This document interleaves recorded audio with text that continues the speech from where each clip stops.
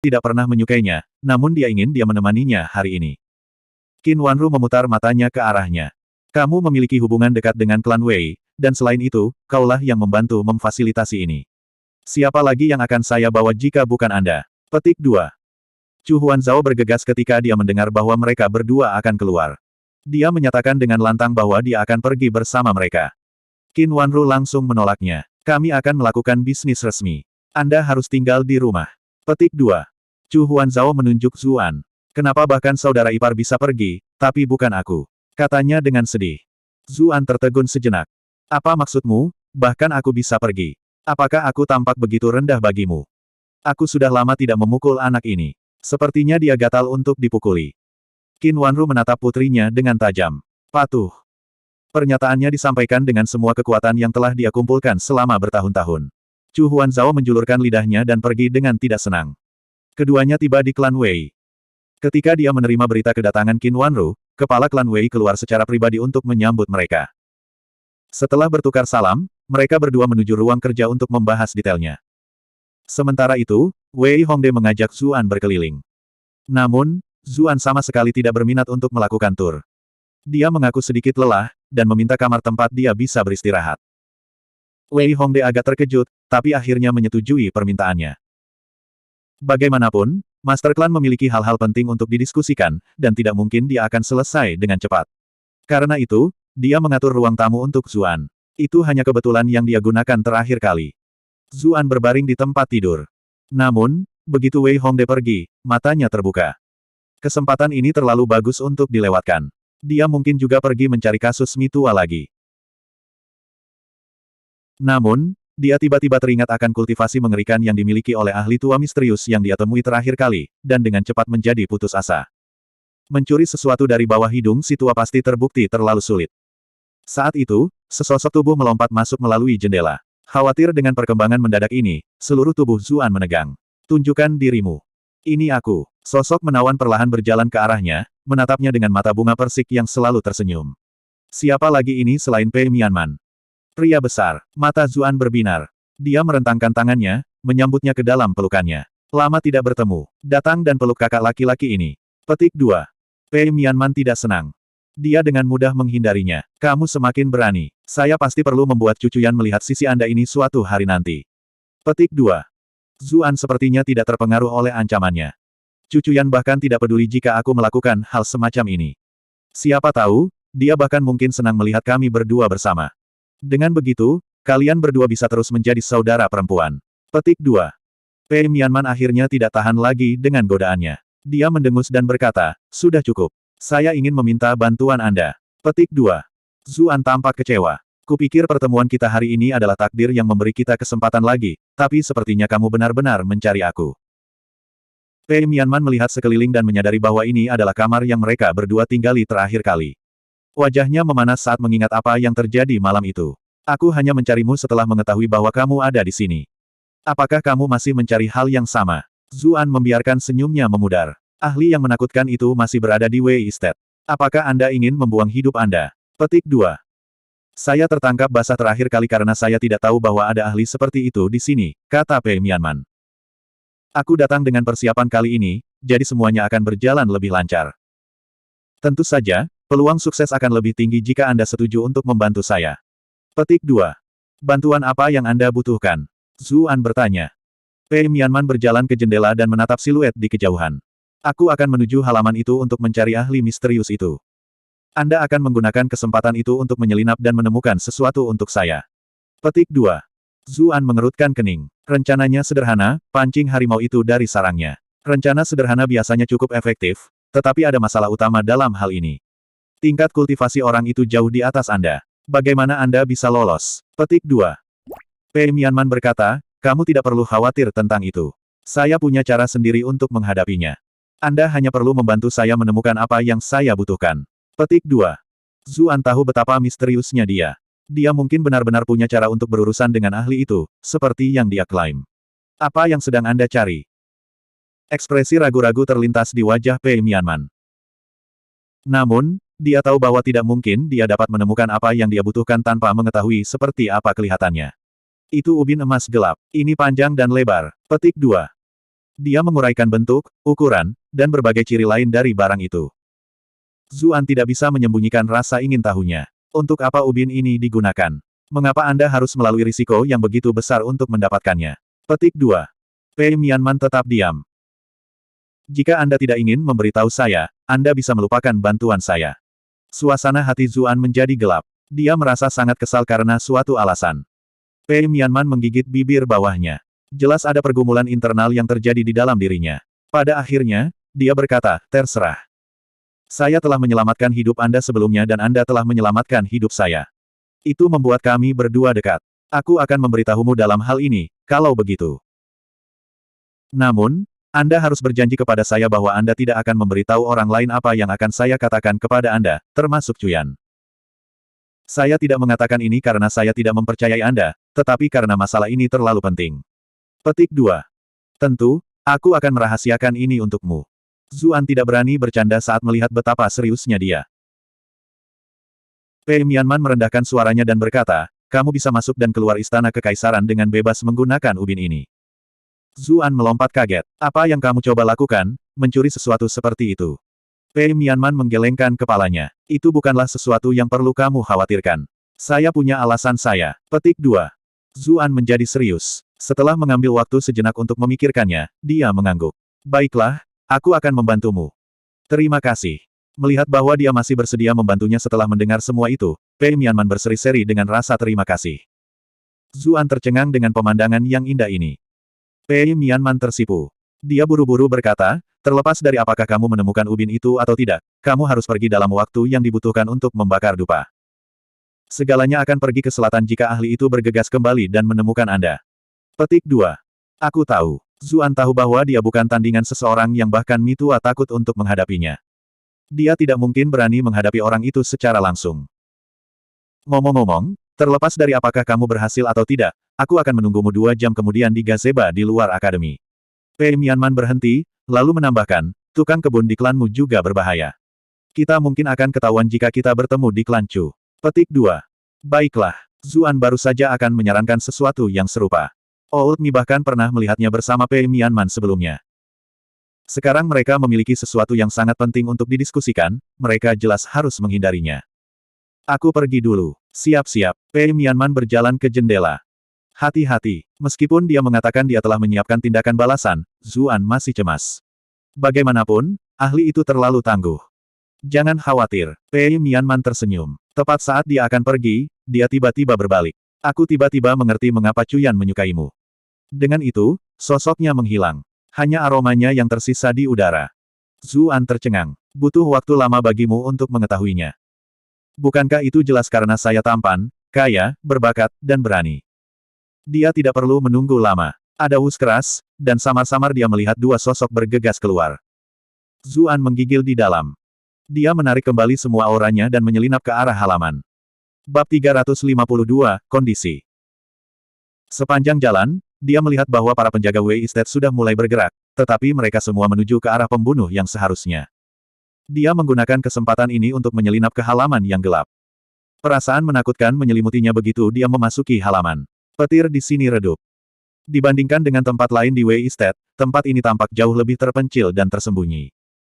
Tidak ada pelayan di dalam, dan juga tidak ada pelayan atau penjaga. Tidak ada satu orang pun yang terlihat. Interior kediaman terasa seperti rumah berhantu. Sepertinya benar-benar tanpa kehidupan. Zuan terus menutup pikirannya. Dia tahu bahwa waktu sedang mendesak, dan dia perlu menemukan apa yang dia cari secepat mungkin. Dia tidak hanya harus membantu Pei Mianman menemukan ubinnya, dia juga harus menemukan kasus yang diminati Mitua. Meskipun Mitua telah menyuruhnya untuk menyerah dalam pencarian, dia masih ingin tahu apa yang ada di dalamnya. Tentu saja, dia biasanya tidak akan mengambil risiko sebesar itu dan membiarkan rasa ingin tahunya menguasai dirinya. Namun, dia telah diberikan kesempatan langka.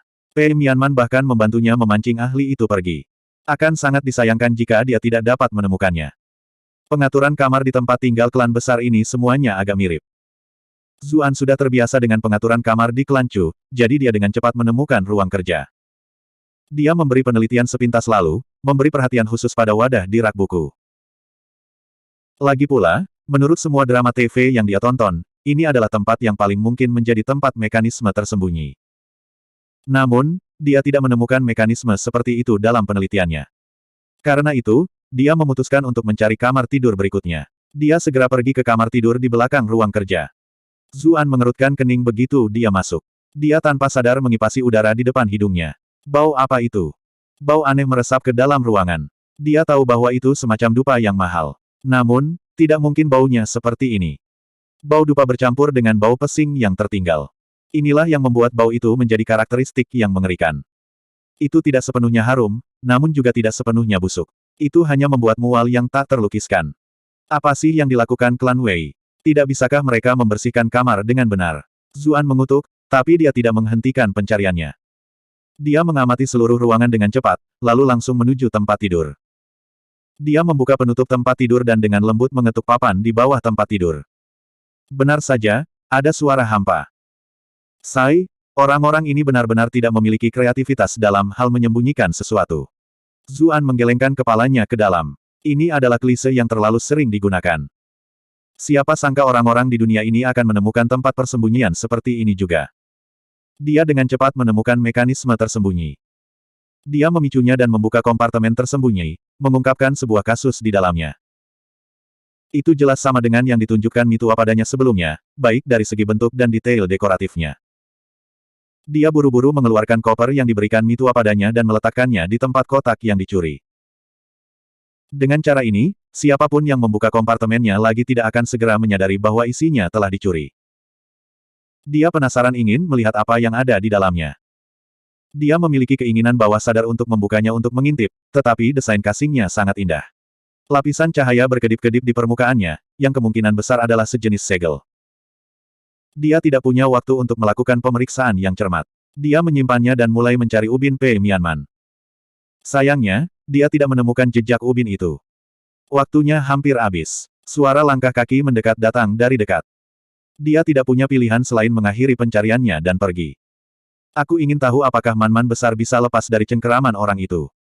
Zuan sangat khawatir. Dia memutuskan untuk memutar ke ruangan yang lebih kecil. Sesampai di sana, dia menjatuhkan lampu minyak, yang dengan cepat mengeluarkan api dan asap. Menggunakan kekacauan yang terjadi sebagai penutup, dia dengan cepat kembali ke kamarnya sendiri. Ada kebakaran! Ada kebakaran! Segera, teriakan alarm memenuhi Wei Estate. Para pelayan bergegas membawa ember berisi air untuk memadamkan api. Zuan berpura-pura menjadi pengamat. Dia bahkan menepi beberapa pelayan untuk menanyakan apa yang sedang terjadi. Ekspresinya sangat realistis, itu benar-benar pertunjukan yang layak mendapat Oscar. Dia membiarkan ini berlangsung lebih lama sebelum bergegas ke ruang kerja klan Wei dengan ekspresi khawatir. Dia kebetulan bertemu Qin Wanru. Nyonya, apakah Anda baik-baik saja? Zuan bertanya karena khawatir. Saya baik-baik saja. Qin Wanru melihat sekeliling Wei Estate yang kacau dengan bingung. Seseorang bergegas untuk memberikan laporan kepada Wei Dabao. Ekspresinya menjadi gelap ketika dia mendengar laporan itu. Dia mengepalkan tinjunya ke arah Qin Wanru dan berkata, saya benar-benar harus meminta maaf kepada Madam Chu. Sesuatu telah terjadi di dalam warisan klan. Kami telah membuat ejekan diri kami sendiri hari ini. Petik 2. Tidak perlu kata-kata kasar seperti itu, Tuan Wei, jawab Qin Wanru. Karena sesuatu telah terjadi di rumahmu, kami tidak akan merepotkanmu lebih jauh. Pamitan. Wei Dabao mengangguk. Saya sudah mengatakan semua yang perlu saya katakan kepada Nyonya. Mohon pertimbangkan apa yang telah kita diskusikan dengan hati-hati. Klan Wei kami membuat tawaran ini dengan sangat tulus. Petik 2. Qin Wanru tersenyum padanya dan mengangguk sekali, sebelum pergi dengan Zuan. Qin Wanru memasuki gerbongnya, sementara Zuan menunggang kuda di samping gerbong. Pada akhirnya, rasa ingin tahunya menguasai dirinya. Dia membimbing kudanya ke kereta dan bertanya, Nyonya, bagaimana pembicaraan dengan klan Wei? Qin Wanru mengangkat sudut tirai. Ekspresinya tidak terbaca. Mari kita bicara di dalam gerbong. Para penjaga yang mengawal mereka bertukar pandangan. Sepertinya Nyonya semakin menyayangi Tuan Muda. Mereka tidak bisa begitu saja menyinggung Tuan Muda itu di masa depan. Para penjaga yang bertaruh melawan Cheng Shuping semuanya cemberut dengan sedih. Sepertinya mereka benar-benar akan kalah dalam taruhan itu. Zuan kewalahan dengan undangannya. Sebelumnya, jika dia belum marah padanya, dia selalu membangunnya. Undangan yang ramah seperti itu jarang terjadi. Aroma menyegarkan menyambutnya saat dia memasuki gerbong. Aroma yang kaya benar-benar berbeda dari apa yang dikeluarkan Cucuyan. Itu jelas bau Qin Wanru sendiri. Zuan mengingat kembali bau yang meresap ke kamar tidur di kediaman. Meskipun berasal dari dupa yang mahal, dia menganggapnya sangat menjijikkan. Bau yang memenuhi hidungnya saat ini jauh lebih baik. Qin Wanru mengerutkan kening ketika dia melihatnya melebarkan lubang hidungnya. Orang ini benar-benar tidak punya selera etiket. Namun, sebagai seorang wanita, sulit baginya untuk marah kepada seorang pria karena menghargai aromanya. Dia terbatuk untuk menarik perhatiannya. Cucuyan memberitahuku berulang kali untuk mempercayaimu sebelum dia pergi. Meskipun saya masih tidak tahu mengapa dia sangat mempercayai Anda, saya yakin Cuyan tidak akan mengatakan hal seperti itu dengan santai. Kamu adalah perantara dalam masalah ini tentang klan Wei juga, jadi tidak perlu menyembunyikan percakapan kami darimu. Zuan merasa lega. Dia tidak berharap istrinya terlalu peduli padanya. Dia mengepalkan tinjunya. Terima kasih, Nyonya, katanya dengan hormat. Qin Wanru melanjutkan, klan Wei siap menawarkan pinjaman dengan bunga 8,8%. Zuan fokus pada bagian terpenting dari kesepakatan itu. Berapa mereka meminjamkan kita? Jumlah yang tidak terbatas, kata Qin Wanru. Tak terbatas. Zuan tercengang. Memang, mereka akan memberi kami sebanyak yang kami inginkan. Suara Qin Wanru juga membawa cukup banyak keterkejutan. Jelas, dia juga terkejut dengan kekayaan nyata klan Wei. Apakah mereka memiliki tambang emas atau semacamnya? Zuan tercengang. Mereka kemungkinan besar adalah front untuk beberapa pejabat tinggi lainnya, kata Qin Wanru. Jika ini benar, maka tingkat bunga ini sangat bagus, kata Zuan. Bahkan menurut standar dunia sebelumnya, 8,8% bunga dianggap rendah. Bank biasanya menawarkan suku bunga awal sekitar 6%, tetapi jarang ada orang yang mendapatkan pinjaman dengan suku bunga seperti itu. Hanya orang yang memiliki koneksi yang biasanya ditawari tarif itu. Sebagian besar perusahaan akan menghitung berkat mereka jika mereka dapat meminjam dengan 12%, apalagi klan Chu, terutama mengingat jumlah yang harus mereka pinjam. Dari setiap sudut, kondisi klan Wei sangat menguntungkan. Qin Wanru menghela nafas. Akan lebih bagus jika sesederhana itu. Namun, mereka menuntut agar kami memberikan tambang garam klan Chu kami sebagai jaminan. Saya khawatir ini semua adalah cara untuk merampok tempat tidur garam kita juga. Petik 2. Bab 353, Realisasi Mendadak. Mereka menginginkan tempat garam kita. Zuan mengerutkan kening. Secara objektif, sangat normal untuk meminta sesuatu sebagai jaminan. Aset klan Chu yang paling berharga adalah tempat garam mereka. Namun, klan Wei telah mengusulkan persyaratan ini ketika klan Chu berada dalam kesulitan, dengan dukungan dari Istana Kekaisaran juga. Sulit bagi siapapun untuk tidak menarik hubungan yang jelas. Mungkin klan Wei sendiri yang menyadari masalah ini, itulah sebabnya mereka mengusulkan suku bunga rendah. Klan Chu bahkan tidak akan mempertimbangkan proposal mereka jika tidak. Apa yang Madam rencanakan? Zuan bertanya. Qin Wanru menggelengkan kepalanya. Saya belum memikirkannya. Mari kita diskusikan ini dengan semua orang saat kita kembali. Petik 2. Dia mengusap dahinya yang sakit. Jelas sekali bahwa dia telah bekerja terus-menerus sejak suaminya ditahan, dan tidak mendapatkan istirahat yang layak. Zuan dengan bijaksana memutuskan untuk tidak mengganggunya lebih jauh dan mundur dari gerbongnya. Dia dengan cepat mengalihkan perhatiannya ke kasus yang dia peroleh dari Real Clan Wei. Dia mengeluarkannya beberapa kali di sepanjang jalan, tetapi dia tidak dapat menemukan cara untuk membuka segelnya. Setelah mengantar Qin Wanru kembali ke Chu Estate, Zuan baru saja hendak pergi menemui Pei Mianman. Namun, dia akhirnya menabrak Old Mi terlebih dahulu. Zuan terkejut saat melihat tukang kebun tua itu. Salam, tetua. Old Mi mengerutkan kening. Dia menariknya ke samping. Jangan panggil aku seperti itu di masa depan. Saya tidak suka menarik perhatian. Petik 2. Aku akan mengingatnya, jawab Zuan. Saya mendengar bahwa Anda pergi ke klan Wei dengan Nyonya. Old Mi menatapnya. Tatapannya yang membakar tampak seolah-olah bisa melihat menembus dirinya. Untungnya, Zuan sudah siap untuk ini, dan sama sekali tidak bingung. Iya, Nyonya pergi ke klan Wei untuk meminjam uang. Kami baru saja kembali dari tanah milik mereka. Petik 2. Apakah kamu bertemu dengan pria yang kamu temui terakhir kali? Old Mi bertanya dengan gugup. Tidak, Nyonya dan kepala klan mereka memiliki beberapa hal untuk didiskusikan. Saya hanya menunggu mereka selesai. Zuan benar-benar penasaran mengapa Mi tua sangat takut pada ahli tua itu. Itu bagus. Old Mi menghela nafas lega. Apakah kamu menemukan kasus yang aku ingin kamu cari? Zuan menggeleng. Saya tidak. Bukankah kamu menyuruhku untuk tidak mencarinya lagi? Petik 2. Old Mi mengerutkan kening. Zuan merasakan hawa dingin yang menyeramkan menyapu seluruh tubuhnya. Mi tua pasti menggunakan kesadarannya untuk menyelidiki barang-barangnya saat itu. Untungnya, dia menyimpan koper itu di dalam Brilliant Glass Pearl. Kalau tidak, dia pasti akan terungkap, segel pada kasus itu pasti akan bereaksi terhadap kesadarannya. Setelah beberapa saat, Mi tua mengangguk. Memang benar, sepertinya ingatanku memburuk seiring bertambahnya usia, hehe. Petik 2. Dia terhuyung-huyung. Tidak peduli bagaimana orang melihatnya, dia tampak seperti tukang kebun tua biasa. Zuan berkeliaran di sekitar perkebunan seolah-olah dia punya bisnis dengan beberapa orang lain. Hanya setelah dia yakin bahwa dia telah terlepas dari kecurigaan Mitua, dia menyelinap keluar dari Chu Estate. Dia sengaja membuat beberapa jalan memutar di sepanjang jalan. Setelah dia yakin tidak ada yang mengikutinya, dia menuju ke gazebo dekat akademi.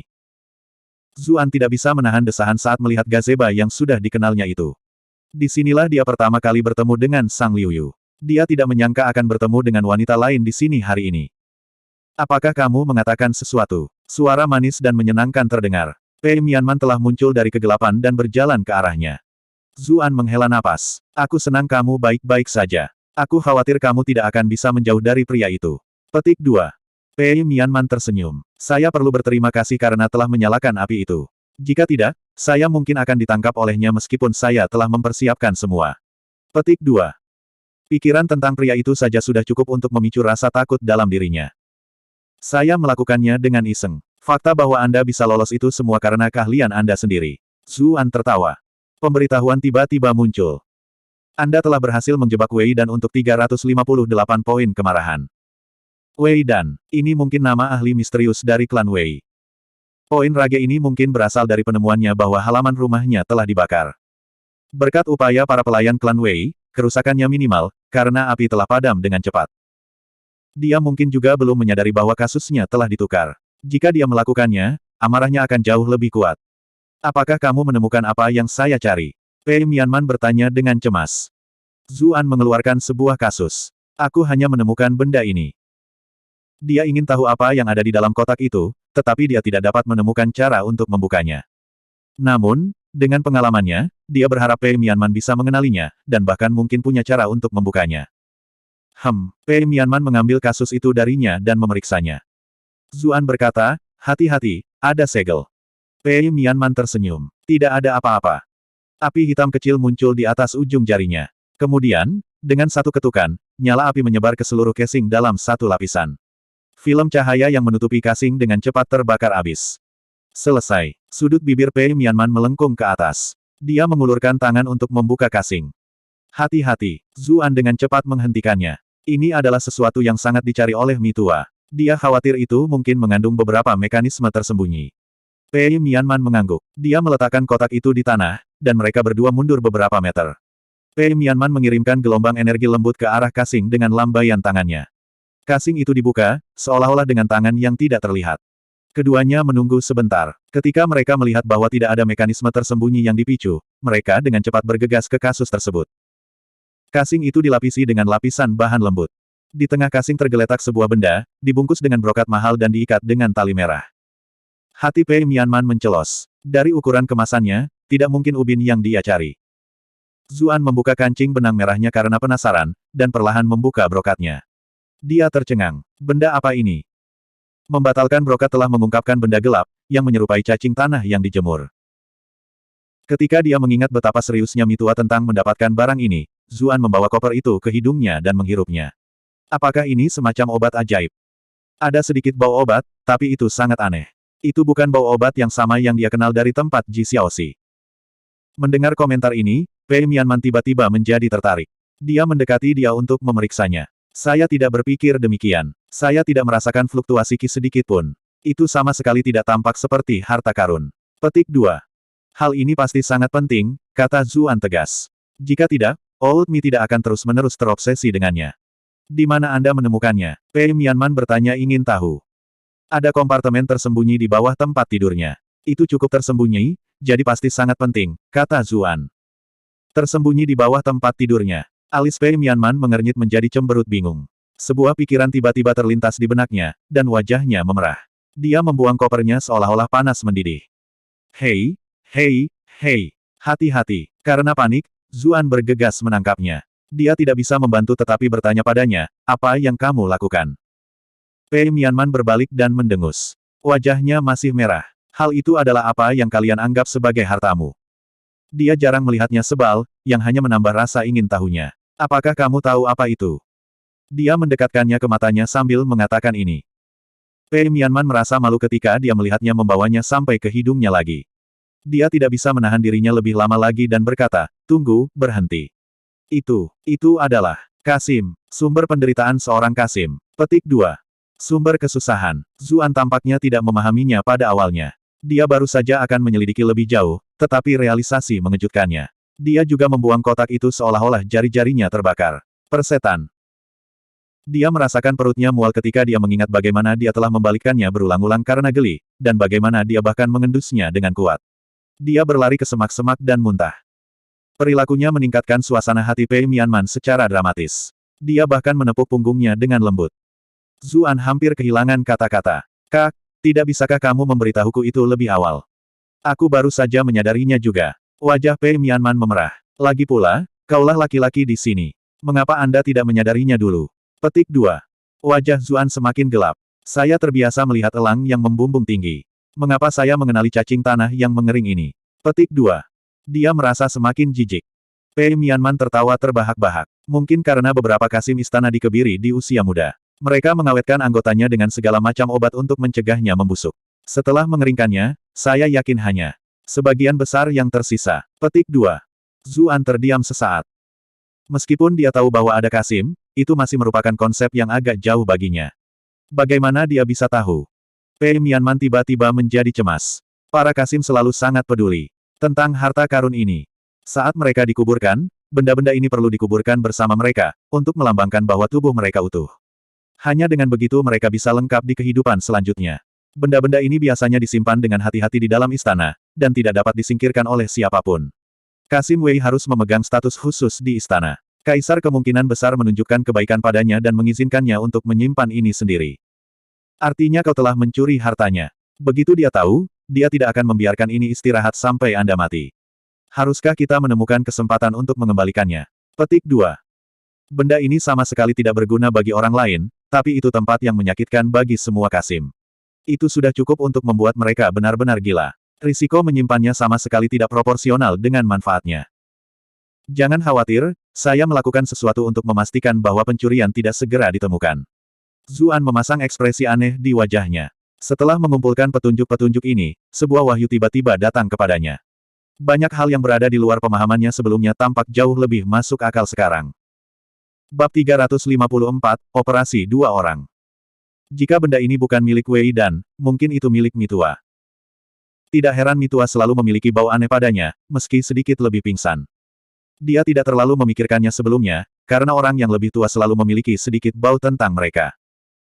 Sekarang dia memikirkannya, baunya sangat mirip dengan bau di kamar Wei Dan. Mitua mungkin meminta Zuan untuk mendekati klan Wei karena dia ingin dia mengumpulkan informasi tentang pergerakan Wei Dan. Wei Dan mungkin baru saja tiba di kota Bright Moon, dan Mitua mungkin adalah targetnya. Zuan menduga Mitua telah melarikan diri dari istana kekaisaran karena sesuatu yang terjadi di masa lalu. Dia telah hidup dalam penyamaran sebagai tukang kebun di klan Chu untuk mengusir pengejarnya. Namun, meski bersembunyi selama bertahun-tahun, istana kekaisaran masih berhasil menemukan beberapa petunjuk tentang keberadaannya. Itulah mengapa Wei Dan datang ke kota Bright Moon. Namun, Wei Dan tidak tahu persis di mana Mitua berada, atau dia pasti sudah mengejarnya. Zuan tiba-tiba menyadari kenapa ekspresi Wei Dan agak aneh saat mereka bertemu sebelumnya. Dia telah menggunakan Sunflower Phantasm di depan semua orang selama turnamen klan. Seseorang mungkin mengenalinya dan memberitahu Wei Dan. Mata hitam yang dipakai oleh para guru akademi baru-baru ini mungkin adalah hasil investigasi Wei Dan. Sekarang penyelidikannya ke akademi kurang lebih diselesaikan, klan Chu kemungkinan akan menjadi target berikutnya. Dia merasa menyesal bahwa dia adalah orang yang bertanggung jawab untuk mengungkap Mitua, setelah dia bersembunyi di sini hampir sepanjang hidupnya. Reaksi pertamanya adalah menemukan Mitua dan memperingatkannya untuk lebih berhati-hati. Namun, dia masih ragu apakah lelaki tua itu adalah teman atau musuh, yang membuatnya terdiam. Lupakan, saya akan menunggu situasi berakhir, lalu bertindak sesuai. Ada apa dengan Anda? Pei Mianman sedikit khawatir dengan serangkaian perubahan ekspresi Zuan. Tidak apa, Zuan memaksakan senyum. Sayangnya kami tidak menemukan ubin Anda. Pei Mianman menghela napas. Itu sudah bisa diduga. Dia mungkin yang membawanya. Petik 2. Zuan merasakan keterkejutan melandanya. Jangan sembrono. Tidak ada cara bagimu untuk mendapatkannya jika dia menyimpannya. Petik 2. Pei Mianman tersenyum. Jangan khawatir. Apakah saya terlihat sebodoh itu? Tentu saja saya tidak akan melakukan sesuatu yang berbahaya. Petik 2. Nada suaranya dengan jelas menunjukkan bahwa dia tidak akan menyerah untuk mencari ubin itu. Zuan ingin mengatakan sesuatu yang lain, tapi ragu-ragu. Lupakan, saya tidak akan bisa meyakinkannya sebaliknya. Dia tahu apa yang dia lakukan, dan dia tidak akan membuang nyawanya.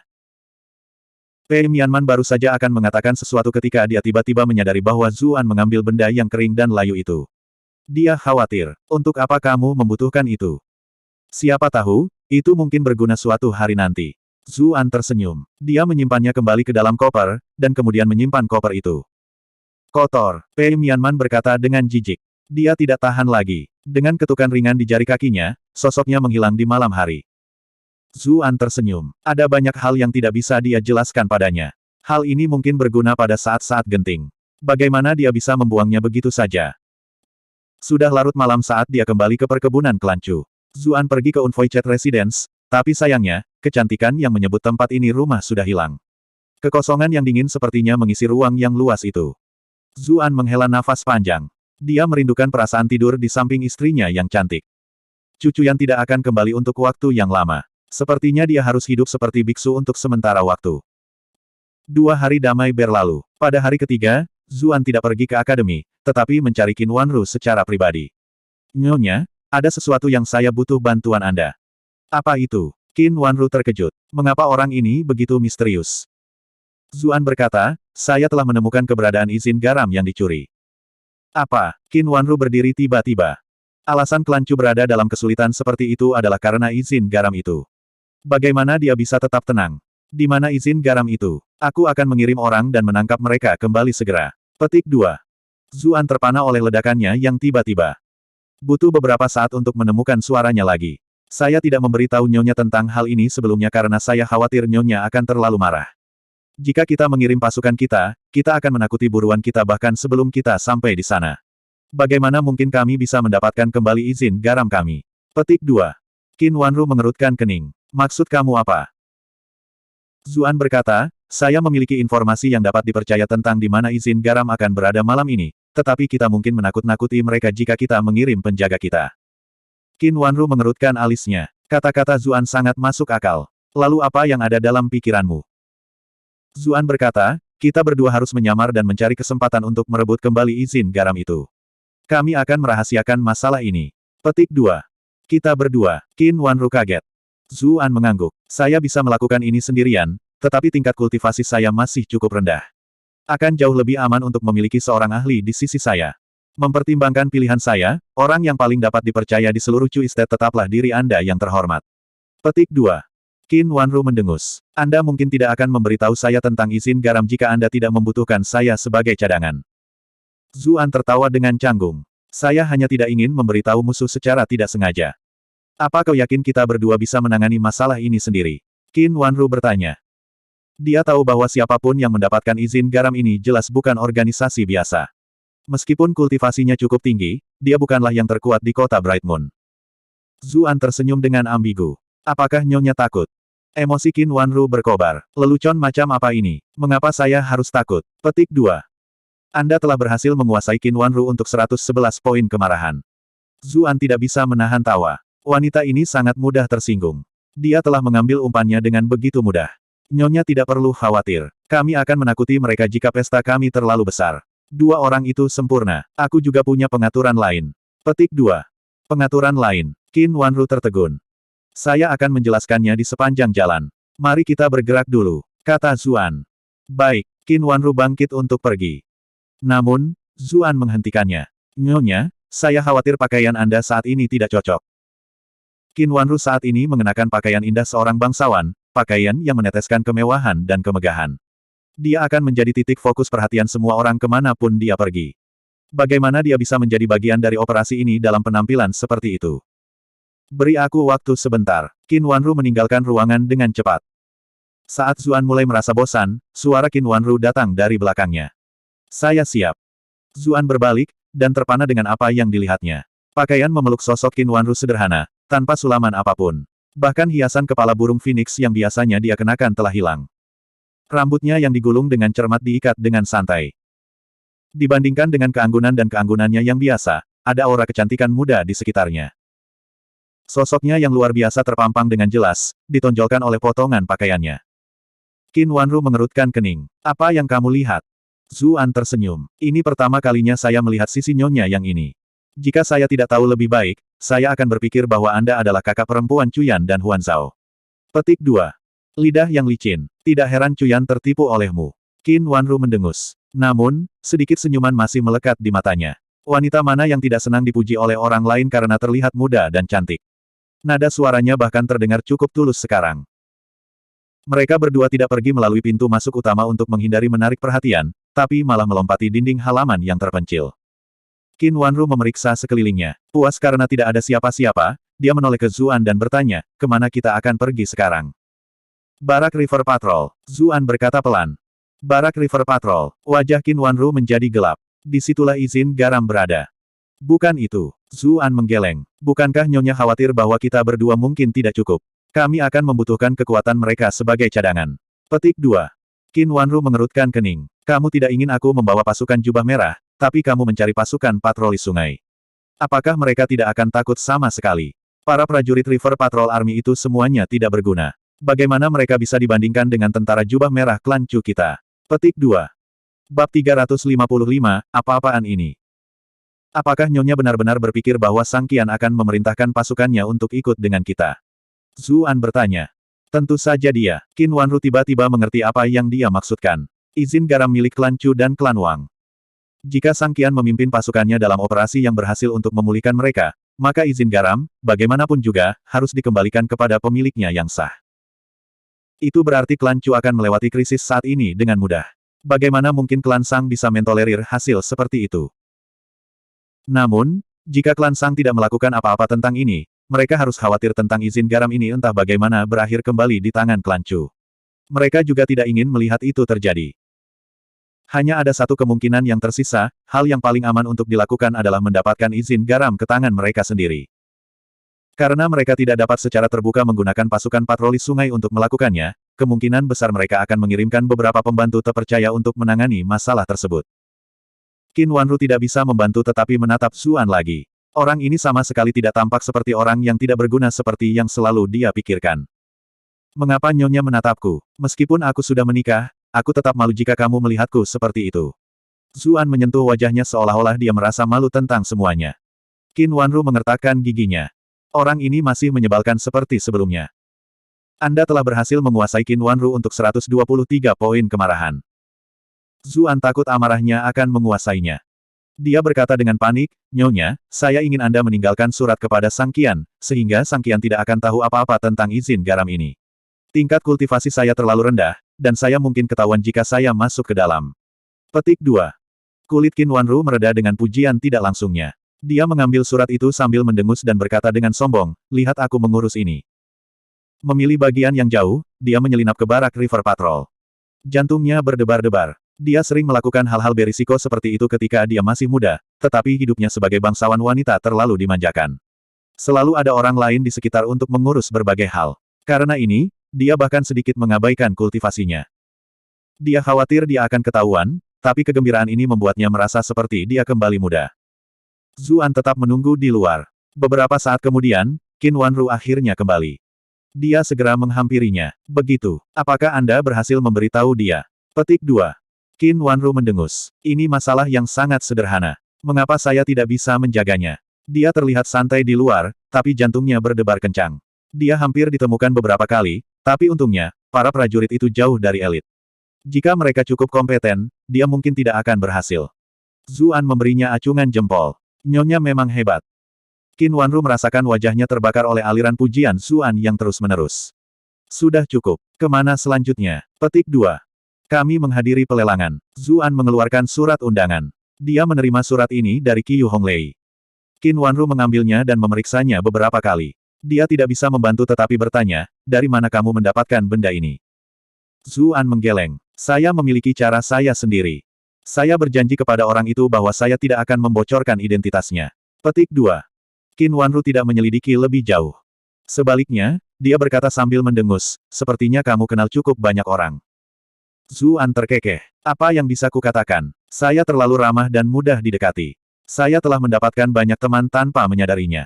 Petik 2. Qin Wanru menatapnya, tidak bisa berkata-kata. Mengapa orang ini selalu tampak seperti dia membutuhkan pukulan? Lelang tersebut berlokasi di tempat tinggal terpencil di utara kota. Namun, tempat itu tidak semuanya dingin dan tidak menyenangkan. Cahaya terang terlihat bahkan dari jauh, menyinari siluet seukuran manusia yang bergerak di dalam. Qin Wanru baru saja akan masuk ketika Zuan meraih tangannya. Sekarang apa? Qin Wanru melihat tangannya dengan tidak senang. Apakah nyonya akan masuk begitu saja? Zuan berkata sambil tersenyum pahit. Apakah ada masalah? Qin Wanru bingung. Zuan mempertimbangkan kata-katanya dengan hati-hati. Meski kamu sudah berganti pakaian, wajahmu tetap sama. Apakah Anda tidak tahu seberapa terkenal Duchess of Bright Moon City? Belum lagi kamu cantik juga. Anda pasti akan menjadi target perhatian semua orang bahkan dengan pakaian biasa ini. Bukankah rencana kita akan hancur total jika seseorang mengenalimu? Petik 2. Sanjungannya yang terus-menerus sangat menyenangkan Qin Wanru. Tentu saja, dia juga peduli dengan sukses atau gagalnya misi ini, jadi dia buru-buru bertanya, kalau begitu, apa yang bisa kita lakukan? Zuan berpikir sejenak, lalu memberinya topeng. Pakai topeng ini. Itu akan membuatmu terlihat seperti orang biasa. Petik 2. Ini adalah sesuatu yang dia dapatkan dari mayat Chen Xuan. Topeng ini memungkinkan kepala bandit menghindari perhatian klan Chu dan otoritas kota Bright Moon. Qin Wanru mengambil topeng tipis darinya. Dia mengeluarkan seruan samar. Hanya rune master terbaik yang bisa membuat topeng seperti itu. Di mana Anda mendapatkan sesuatu seperti ini? Petik 2. Zuan melambaikan tangannya. Bukankah aku sudah memberitahumu bahwa aku punya banyak teman? Qin Wanru tidak mengatakan apa-apa kali ini. Dia benar-benar bingung. Dari mana orang ini mendapatkan semua koneksi ini? Bahkan Chu Zongtian atau dirinya sendiri tidak bisa mendapatkan surat undangan untuk lelang semacam itu. Dan sekarang, dia bahkan memiliki topeng seperti itu. Saat dia memakai topeng, sensasi dingin menyebar di wajahnya. Rune di permukaannya bersinar biru sesaat, dan kemudian topeng itu mulai berubah penampilan berdasarkan struktur wajahnya, akhirnya menempel erat ke wajahnya.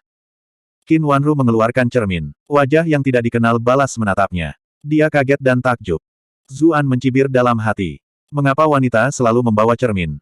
Nyonya, saya harus minta maaf tentang betapa biasa topeng ini membuat wajah Anda terlihat. Namun, ini lebih baik bagi kami. Kami harus menjaga kerahasiaan selama operasi ini. Petik 2.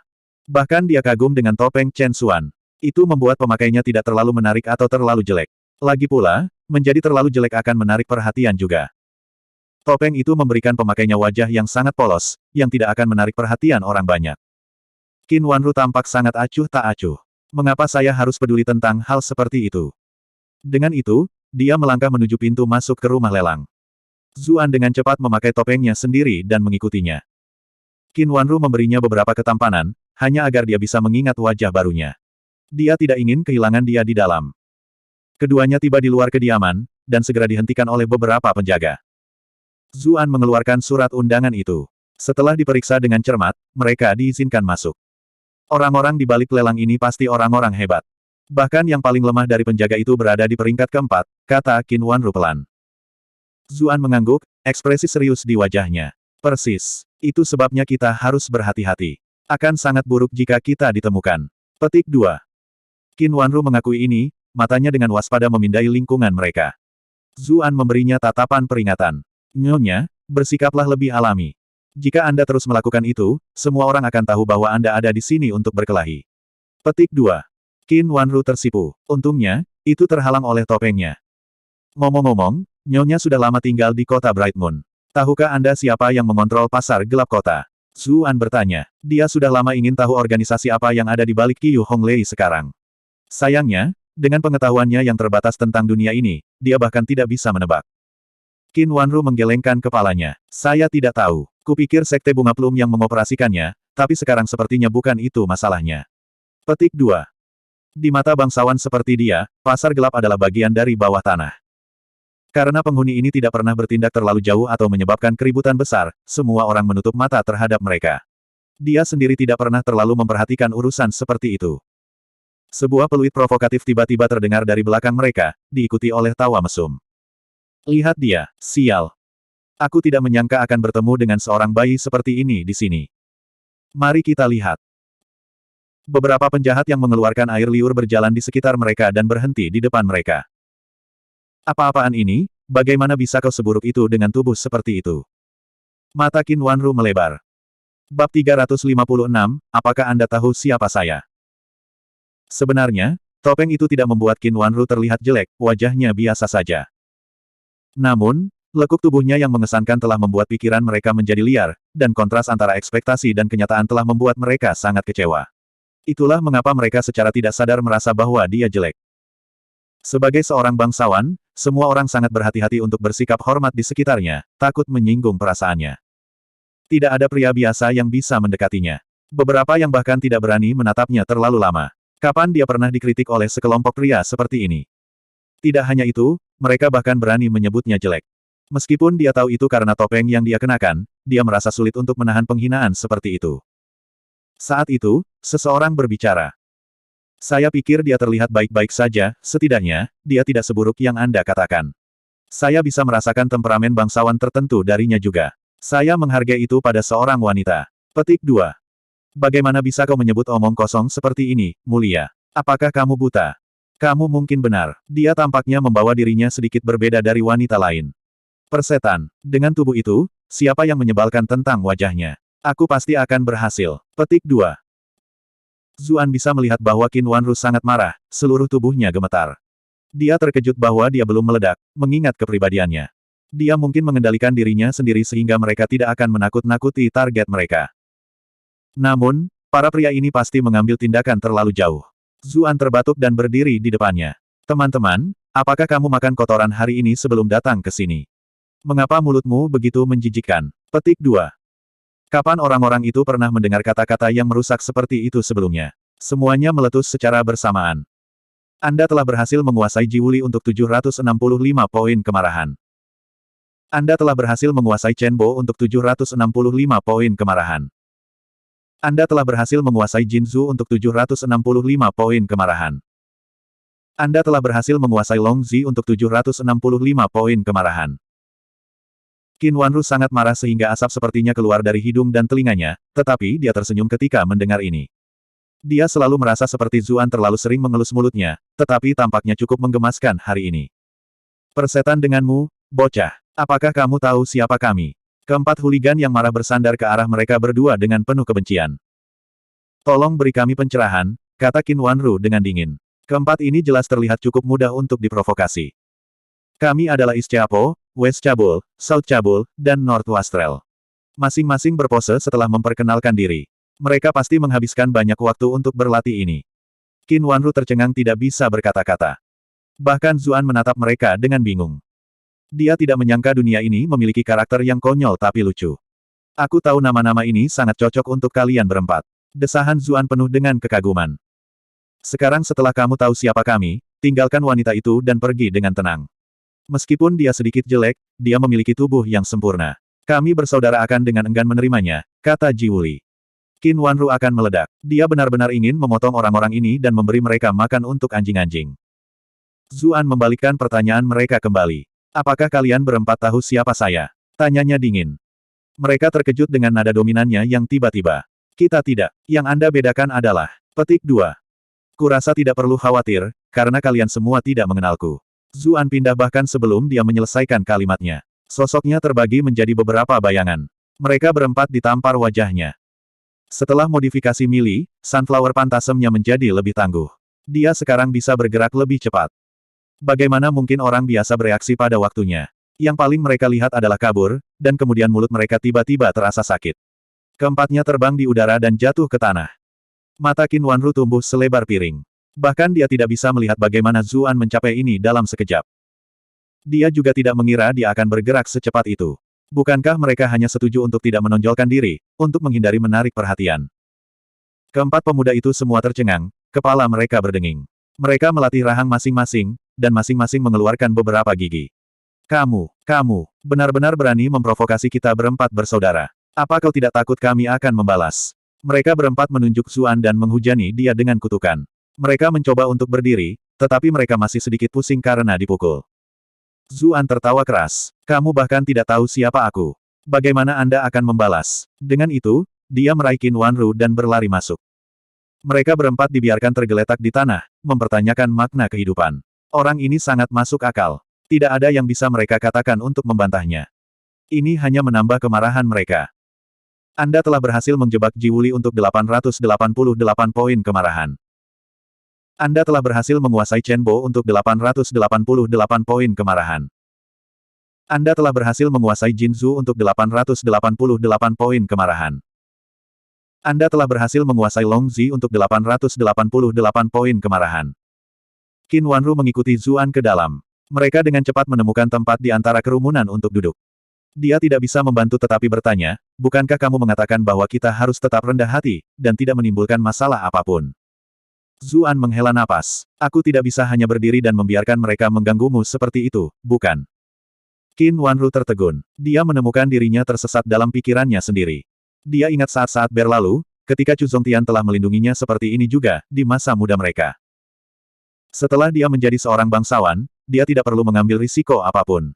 Dia tidak pernah mengalami perlindungan seperti ini selama bertahun-tahun. Dia dengan cepat menjernihkan pikirannya, dan menarik tangannya dari tangannya tanpa mengedipkan kelopak mata. Bukankah ini akan menarik perhatian kita? Zuan berkata, jangan khawatir. Tidak banyak orang lain yang hadir, dan kami berhasil pergi dengan cepat. Saya tidak berpikir kami menarik terlalu banyak perhatian. Petik 2. Qin Wanru menghela napas lega. Lebih banyak tamu mulai memasuki aula pelelangan, dan 4 orang awam yang menyapa mereka juga masuk, mencari kemana-mana. Namun, ini adalah lelang khusus, sehingga setiap tamu diberi ruang sendiri-sendiri. Tindakan keempat orang itu dengan cepat menarik perhatian staf, yang jelas tidak senang. Beberapa penjaga melangkah maju untuk menahan mereka berempat dan membawa mereka pergi. Mereka bisa dibawa ke bagian lain dari aula, atau diantar keluar dari kediaman sepenuhnya. Segera setelah itu, seorang wanita muda bertubuh ramping dan cantik berjalan ke atas panggung untuk mengumumkan dimulainya pelelangan. Beberapa orang bersiul ketika mereka melihatnya. Zuan hampir tidak menutup kelopak mata. Bagaimanapun, selalu ada wanita cantik di sisinya. Meskipun wanita ini sama sekali tidak buruk, dia masih pucat dibandingkan dengan wanita cantik yang biasa dia lakukan. Bahkan sosoknya tidak bisa menandingi Qin Wanru. Hah, sesuatu terasa aneh.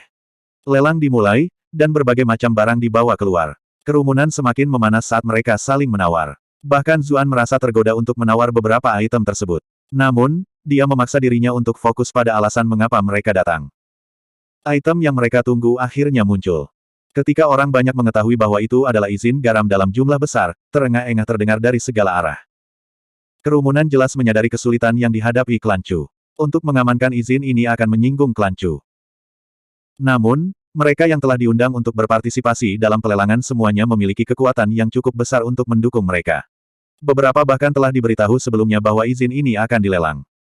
Dalam beberapa saat, seseorang meneriakkan harga. Sedetik segera menyusul, dan segera, penawaran dimulai dengan sangat cepat. Di zaman ini, garam mewakili uang.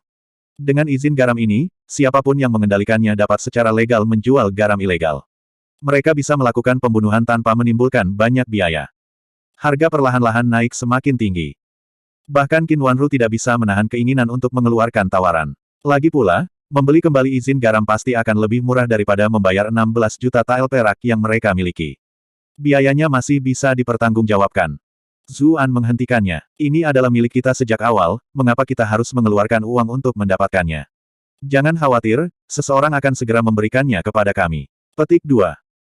Begitu kata-kata itu keluar dari mulutnya, sekelompok pria besar menyerbu dari luar, dipimpin oleh Sang Qian. Dia melihat sekelilingnya dan berbicara dengan suara yang jelas dan berdering. Saya telah menerima laporan bahwa transaksi ilegal sedang dilakukan di sini. Saya datang ke sini untuk menyita barang-barang ilegal ini. Mereka yang tidak terlibat, segera minggir. Petik 2. Bab 357, Rob dan Bunuh. Keributan besar terjadi. Tak seorang pun di antara kerumunan yang pernah mengira mereka akan mengalami hal seperti ini. Mereka yang lebih pengecut langsung kabur. Mereka yang memiliki latar belakang yang lebih terkenal atau tingkat kultivasi yang lebih tinggi memutuskan untuk tinggal dan melihat bagaimana keadaan akan berjalan dengan baik. Mereka yang bekerja di dealer pasar gelap semuanya terkejut. Banyak penjaga diam-diam mengepung aula pelelangan. Wanita muda yang bertanggung jawab atas pelelangan menggelengkan kepalanya ke arah mereka. Kemudian, dia memaksakan senyum dan berjalan menuju Sang Qian. Tuanku, pasti ada kesalahpahaman di sini. Semua aktivitas kami telah diselesaikan dengan pihak berwenang. Petik 2. Dia memberinya setumpuk uang kertas saat mengatakan ini. Pasar gelap di kota Bright Moon telah berkembang pesat selama bertahun-tahun. Untuk melakukannya, ia harus membangun hubungan yang signifikan dengan pejabat pemerintah. Suap telah dibayarkan sebelumnya, dan lebih banyak uang suap telah disiapkan untuk lelang malam ini, untuk berjaga-jaga. Sang Qian mendorongnya. Jangan repot-repot mencoba trik seperti itu padaku. Cari tempat ini. Petik 2. Iya Pak. Bawahan itu langsung melompat ke atas panggung. Segala sesuatu yang lain dalam pelelangan telah terjual. Izin garam adalah satu-satunya barang yang tersisa. Qin Wanru kaget. Bukankah kamu mengatakan bahwa dia tidak akan membawa semua anak buahnya bersamanya? Apa yang terjadi di sini? Tanyanya pelan. Zuan menunjukkan pakaian mereka. Lihatlah, tak satu pun dari mereka yang mengenakan seragam resmi. Semuanya dalam pakaian kasual. Juga, hal pertama yang dikatakan Sang Qian adalah bahwa dia telah diberitahu tentang adanya barang-barang ilegal, dia tidak menyebutkan izin garam sama sekali. Jelas mereka ingin menangani masalah ini dengan tenang. Petik 2. Ekspresi tuan rumah wanita menjadi jelek. Komandan Sang, ini tidak sesuai dengan peraturan. Sangat penting bagi semua orang di bidangnya untuk mengenal semua individu penting di kota. Status Sang Qian sendiri, belum lagi ayahnya, sudah cukup untuk membuatnya menjadi sosok terkenal di kota. Tidak mengherankan jika dia mengenalinya. Bagaimana ini melanggar peraturan? Saya bertanggung jawab untuk menangkap pencuri. Jika semua yang Anda lakukan sudah sesuai dengan hukum, maka Anda tidak perlu khawatir. Kami tidak berniat melakukan kesalahan pada siapapun, tetapi kami tidak akan membiarkan penjahat bebas. Sang Qian berbicara dengan sikap yang berani dan lurus. Mereka yang bekerja untuk pasar gelap jelas gelisah dengan ini. Banyak dari mereka sangat marah sehingga mereka ingin lari dan menghadapi Sang Qian, tetapi mereka dihentikan oleh teman mereka. Melihat Sang Qian tidak main-main, para pedagang pasar gelap sepertinya menerima nasib mereka. Para tamu yang tetap tinggal tidak bisa melakukannya lebih lama lagi, dan mereka dengan cepat pergi, satu demi satu. Zuan meraih Qin Wanru. Sedang pergi. Kami pergi begitu saja. Qin Wanru tertegun. Dia bahkan tidak ingin mencaci Zuan karena memeluknya dengan tidak hormat. Tidak ada yang akan memperhatikan jika kita pergi sekarang, tapi kita akan menarik perhatian jika kita tetap di belakang, jelas Zuan. Selain itu, ini bukan tempat di mana kedua pihak ini akan bertarung. Qin Wanru tidak bisa mempercayai telinganya. Apakah menurutmu para pedagang gelap ini akan bergerak melawan Sang Qian? Tidak secara terbuka, mereka tidak akan melakukannya, tapi tidak ada yang tahu apa yang akan mereka lakukan secara rahasia. Qiu Honglei telah memperingatkannya dengan sungguh-sungguh agar tidak menyerang mereka. Jelas, organisasi tempat dia bekerja bukanlah organisasi yang menerima provokasi seperti itu. Izin garam ini bernilai beberapa juta tael perak. Lebih penting lagi, Sang Qian telah melewati batas. Jika mereka tidak melakukan apa-apa, reputasi pasar gelap akan hancur total. Reputasi ini mungkin bahkan lebih penting daripada beberapa juta tael perak. Sayangnya, Sang Qian tidak mengetahui semua ini. Jelas, seperti yang dikatakan Qin Wanru sebelumnya, para bangsawan kota Bright Moon tidak terlalu memikirkan pasar gelap. Tak satu pun dari mereka tahu bahwa ada kekuatan yang begitu kuat yang mendukung mereka. Sai, inilah yang terjadi ketika informasi Anda tidak akurat. Zuan dan Qin Wanru meninggalkan kediaman. Namun, mereka tidak pergi jauh. Mereka menemukan tempat persembunyian di dekat situ, di dahan-dahan pohon besar. Meskipun Qin Wanru tidak sepenuhnya yakin, Zuan terdengar sangat percaya diri sehingga dia bersedia untuk pergi bersamanya. Mereka bersembunyi di dalam pohon dan menunggu. Mata Qin Wanru tiba-tiba menyipit, keempat orang yang telah menganiaya dia sebelumnya telah terlihat. Sialan, aku tidak menyangka pejabat akan muncul. Aku ingin menemukan cewek jelek itu. Petik 2. Iyo, aku juga mengira dia agak jelek sebelumnya. Tapi semakin aku memikirkannya, semakin aku tampak menginginkannya. Bukankah itu aneh? Petik 2. Heh, dengan bokong dan dada seperti itu, siapa yang peduli dengan wajah? Wanita itu adalah buah persik madu yang matang, enak dan berair. Saya yakin bermain dengannya akan terasa luar biasa. Aku cemburu pada pria di sebelahnya. Dia pasti tinggal di surga setiap hari. Petik 2. Zuan sedikit malu. Mulut orang-orang ini benar-benar kotor, tapi dia tidak memiliki gerakan jarak jauh yang bisa dia gunakan untuk membungkam mereka. Kemarahan Qin Wanru begitu besar sehingga wajahnya menjadi pucat pasi. Merobek beberapa daun dari pohon, dia menjentikannya ke depan dengan jari-jarinya. Menyusuri garis cahaya hijau, mereka melesat menembus kegelapan. Zuan merasa kagum, seperti yang diharapkan dari ahli peringkat ke-6. Tidak mungkin dia bisa melakukan sesuatu seperti itu. Ah, pantatku. Petik 2. Siapa yang memukulku? Pinggangku. Sial, siapa yang memukul wajahku? Saya sudah kehilangan lebih banyak gigi.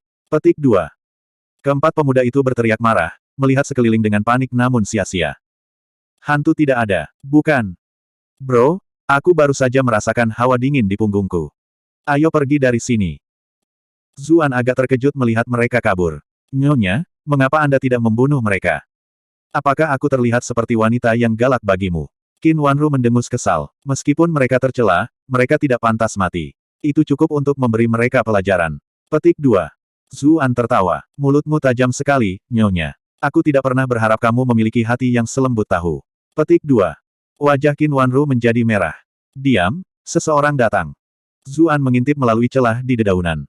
Benar saja, kelompok Sang Qian masuk ke tampilan, mengawal gerobak dengan beberapa peti besar di dalamnya. Ini kemungkinan besar adalah izin garam. Aneh, mereka tidak menangkap satu orang pun.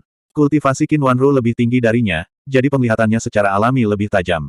Dia menyapu pandangannya ke seluruh kelompok mereka. Zuan meluangkan waktu sejenak untuk menganalisis situasinya. Sang Qian mungkin tidak ingin meningkatkan masalah ini lebih jauh. Dia memberitahu para pedagang gelap bahwa dia tidak akan menyentuh orang-orang mereka, tetapi dia menginginkan barang-barang itu. Dia ingin mereka mengaku kalah. Petik 2. Qin Wanru menatapnya. Analisisnya sangat tajam. Dia tidak seperti idiot berkepala kacau yang dia pikir dia. Huff. Dia mungkin hanya berakting sebelumnya. Aku tidak percaya dia benar-benar menipuku. Anda telah berhasil menguasai Qin Wanru untuk 379 poin kemarahan. Zuan tercengang. Mengapa dia marah padanya entah dari mana? Kami mengikuti mereka. Qin Wanru masih kesal karena terus-menerus diseret oleh Zuan, jadi dia memutuskan untuk mengambil inisiatif kali ini. Dia meraih kerah bajunya dan mengikuti anak buah Sang Qian dengan tenang. Mereka masih dalam batas kota. Meski lingkungan ini lebih terpencil, masih ada rumah di sepanjang jalan yang bisa mereka gunakan sebagai tempat berlindung. Meskipun dia menyeret seseorang bersamanya, mereka tidak mengungkapkan keberadaan mereka. Zuan menangis di dalam. Dia telah diangkat kerahnya, dan digendong seperti anak ayam. Qin Wanru sedang mempertimbangkan pilihannya. Sang Qian hanya berada di peringkat kelima. Bahkan dengan sekelompok bawahan, dia masih memiliki kesempatan untuk merebut izin garam. Belum lagi, dia memiliki Zuan untuk membantunya. Ukuran peti adalah masalah terbesar. Akan sulit bagi mereka untuk menarik mereka kembali ke perkebunan. Zuan memperhatikan betapa bersemangatnya dia untuk melompat, dan dia dengan cepat memperingatkannya. Jangan cemas, seseorang akan datang. Tiba-tiba, seolah-olah kata-katanya adalah semacam konfirmasi, tembakan panah terbang ke arah kelompok Sang Qian. Sang Qian mencabut pedangnya dalam sekejap untuk menangkis panah yang mendekat, tapi dia tidak bisa memblokir semuanya. Sejumlah bawahan di belakangnya dipukul.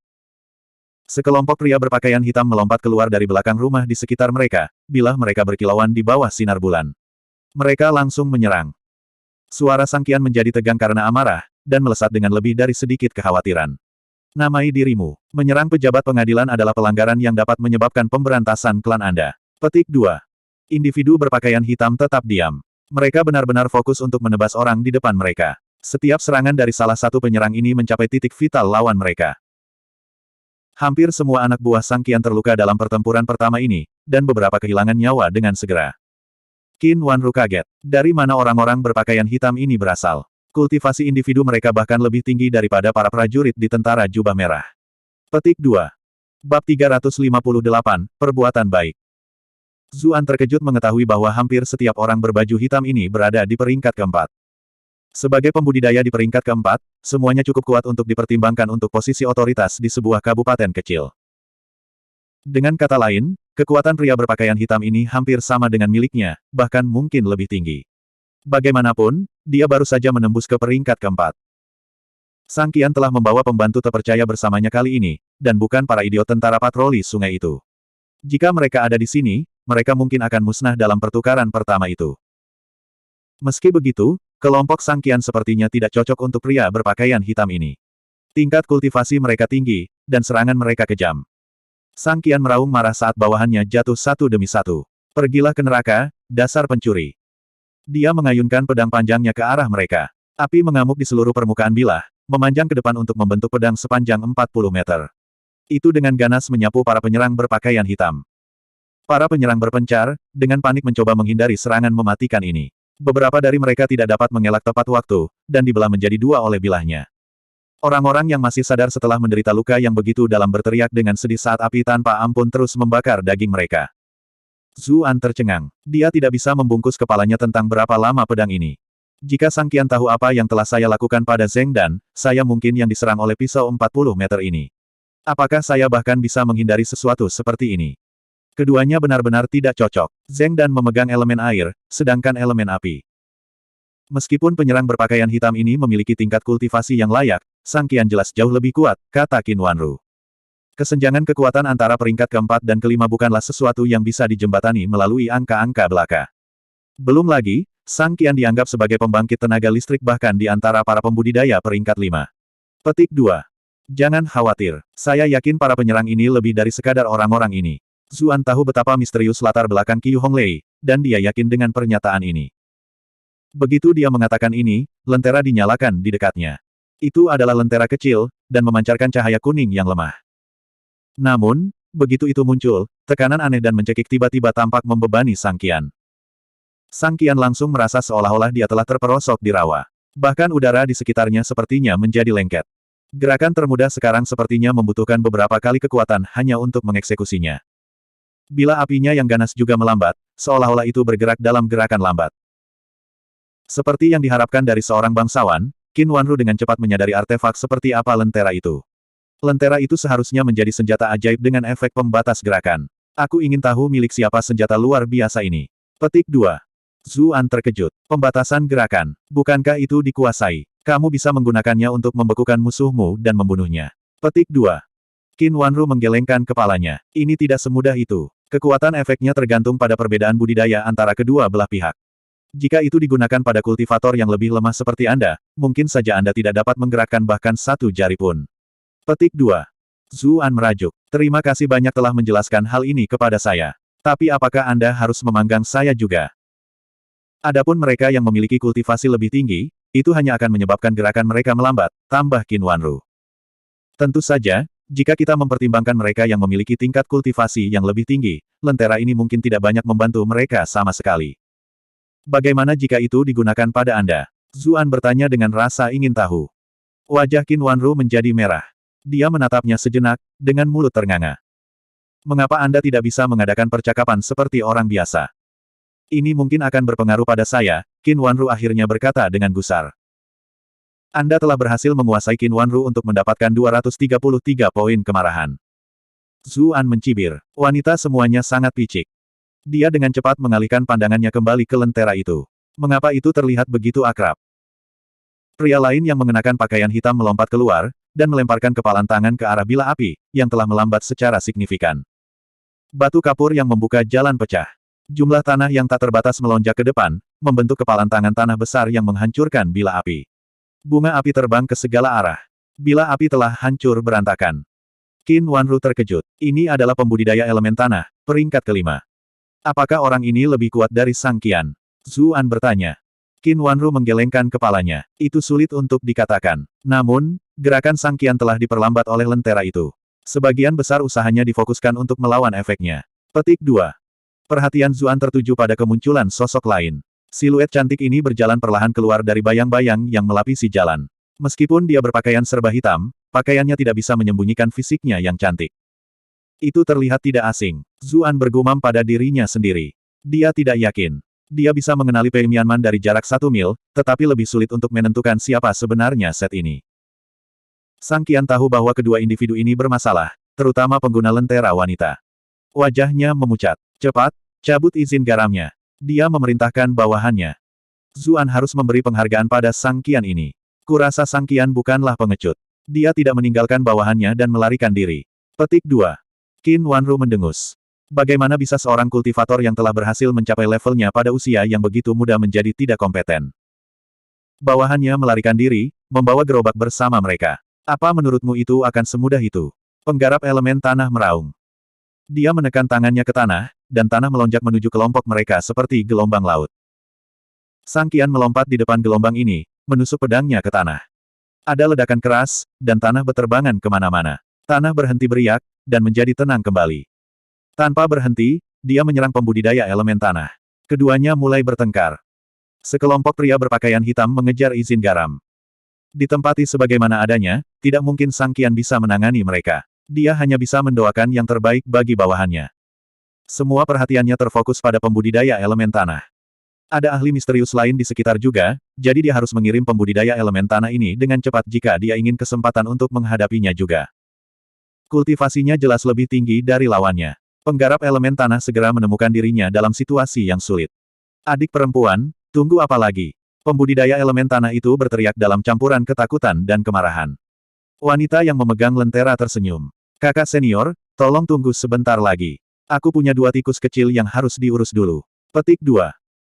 Dia mengetukkan jari kakinya dengan lembut ke tanah, dan terbang menuju tempat Zuan dan Qin Wanru bersembunyi. Qin Wanru khawatir. Kejar izin garam. Dia berkata. Dia mendorong bahu Zuan, mendorongnya ke arah yang diambil kereta dengan gelombang kekuatan yang lembut. Jaga dirimu. Zuan memperingatkan, matanya tertuju pada sosok yang memegang lentera. Meskipun wanita itu telah mengubah suaranya, dia sudah menyimpulkan identitasnya. Siapa lagi yang bisa melakukannya selain Qiu Honglei dari Immortal Abode? Wanita itu selalu diselimuti misteri, dan dia tidak tahu bahwa kultivasinya begitu tinggi. Dalam sekejap, Qin Wanru melibatkan wanita itu dalam pertempuran. Hah! Qiu Honglei jelas tidak mengharapkan ahli peringkat 6 bersembunyi di sana. Dia hampir membayar mahal untuk itu. Untungnya, lentera miliknya adalah senjata ajaib dengan kekuatan luar biasa. Itu mampu membatasi gerakan Qin Wanru cukup untuk membantunya menghindari bencana. Zuan menghembuskan napas lega saat melihat Qin Wanru masih diuntungkan. Bagaimanapun, dia berada di peringkat ke-6, mengapa dia menjadi khawatir? Dia lari ke arah izin garam yang dicuri. Dari kejauhan terdengar suara pertempuran yang samar-samar. Dalam beberapa saat, dia menemukan bawahan Sang Qian, yang terlibat dalam pertempuran sengit melawan pengejar berpakaian hitam mereka. Gerobak, dengan peti penuh izin garam, telah didorong ke samping. Jelas bahwa pihak manapun yang memenangkan pertempuran ini akan mendapatkan izin garam, jadi sangat sia-sia untuk menjaga gerobak. Sekarang pertempuran telah sepenuhnya digabungkan, tidak ada pihak yang ingin menyia-nyiakan kekuatan apapun yang tidak perlu. Zuan tersentak. Pertarungan itu intens. Darah berceceran, dan potongan daging beterbangan kemana-mana. Lengan siapa itu yang baru saja terlempar? Dia langsung menggunakan Grand Gale, muncul di sebelah gerobak hampir seketika. Namun, dia tidak terburu-buru untuk pergi. Sebaliknya, dia terbatuk ringan dan berseru, "Terima kasih atas usahamu." Pertarungan berhenti sejenak. Petarung di kedua sisi melihat ke arah orang yang muncul di samping gerobak. Mereka tidak tahu dari mana asalnya. Sepertinya kalian sangat sibuk, memperebutkan apapun yang ada di gerobak ini.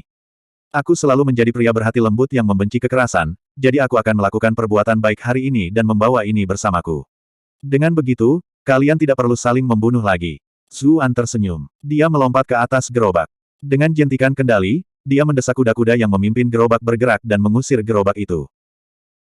Para petugas dari River Patrol Army dan lawan misterius mereka yang berpakaian hitam menatap ke arahnya, tercengang. Anda telah berhasil menguasai River Patrol Army selama 66. Anda telah berhasil menjebak orang-orang misterius berpakaian hitam untuk 99.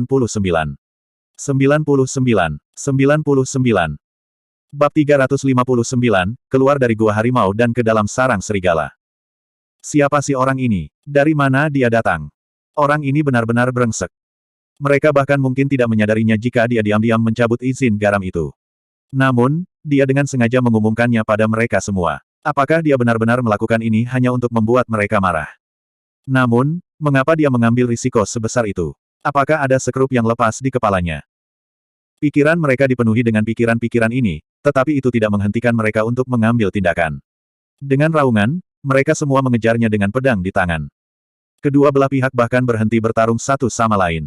Mereka diam-diam setuju untuk berurusan dengan Zuan dulu. Zuan dengan panik mendorong kereta ke depan. Dia berbelok di tikungan, dan untuk sesaat, dia menghilang dari pandangan para pengejarnya.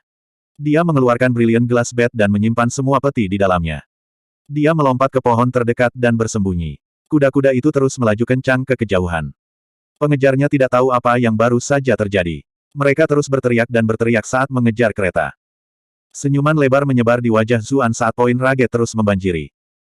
Dia bisa saja menyimpan peti itu ke dalam manik ketika dia pertama kali mencapai kereta, tapi dia tidak melakukannya dengan tepat karena dia ingin menanam beberapa poin rage. Bagaimana dia bisa menyia-nyiakan kesempatan untuk membuat marah begitu banyak orang pada saat yang bersamaan? Khawatir tentang bagaimana nasib Qin Wanru, dia bergegas kembali ke arahnya. Sepanjang jalan, dia menerima kumpulan poin kemarahan lagi. Jelas, orang-orang itu akhirnya berhasil menyusul kereta dan menyadari bahwa semua peti telah hilang. "Sai, aku ingin tahu apakah mereka akan mulai bertengkar lagi," kata Zuan. Dia hampir terdengar seolah-olah dia ingin seluruh dunia jatuh ke dalam kekacauan. Dia kembali ke tempat dia meninggalkan Qin Wanru sebelumnya, untuk menemukan bahwa hanya segelintir orang dari pasukan patroli sungai yang tersisa. Jika Sang Qian tidak menyumbang hampir setengah dari musuh sendirian, sisa kecil ini pasti sudah lama musnah. Sementara itu, Qin Wanru dan Qiu Honglei masih bersitegang. Meskipun kultivasi Qin Wanru tinggi, dia telah hidup seperti seorang putri selama bertahun-tahun, dan tidak memiliki banyak pengalaman bertempur. Di sisi lain, Qiu Honglei jelas memiliki lebih banyak pengalaman bertarung. Memanfaatkan efek perlambatan dari lentera anehnya, dia perlahan-lahan memanfaatkannya. Qin Wanru frustrasi dengan ketidakmampuannya untuk berurusan dengan seseorang dengan kultivasi yang lebih rendah darinya. Dia berteriak, dan badai es tiba-tiba mulai bertiup. Es yang tak terhitung jumlahnya terbang keluar dari belakangnya. Ini adalah pertama kalinya Zuan melihatnya menggunakan kekuatan elemen. Dia tidak mengira dia akan menggunakan elemen es, seperti yang dilakukan Cucuyan. Sifatnya sepertinya tidak cocok dengan elemen es sama sekali. Karena dia memiliki temperamen yang berapi-api, Zuan secara alami berasumsi bahwa dia memegang elemen api. Apa? Qiu Honglei sepertinya telah menyadari sesuatu juga. Dia mengayunkan jarinya ke depan dengan cepat, dan cahaya kuning lemah di dalam lentera mengalir keluar. Es melambat saat mereka melakukan kontak dengan cahaya kuning. Kehilangan semua momentum mereka, es yang berat jatuh ke lantai satu demi satu, meledak menjadi pecahan es. Namun, Qin Wanru sepertinya sudah memprediksi ini. Ekspresinya tetap tenang sepenuhnya. Dia menekan tangannya ke tanah.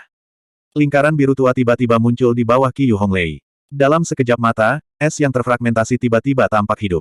Mereka mengalir bersama, membungkus kakinya dan menguncinya dengan kuat di tempatnya. Sosok Qin Wanru berkedip. Sebuah telapak tangan terbang menuju dada Qiu Honglei. Zuan merasa ngeri. Mohon ampunilah, serunya. Qin Wanru tidak tahu siapa lawannya, tetapi Zuan tahu bahwa dia adalah Qiu Honglei. Qiu Honglei telah memperlakukannya dengan sangat baik, dan mereka berdua bisa dianggap sebagai teman. Dia tidak ingin melihatnya mati. Namun, Qin Wanru masih seorang pembudidaya peringkat ke-6.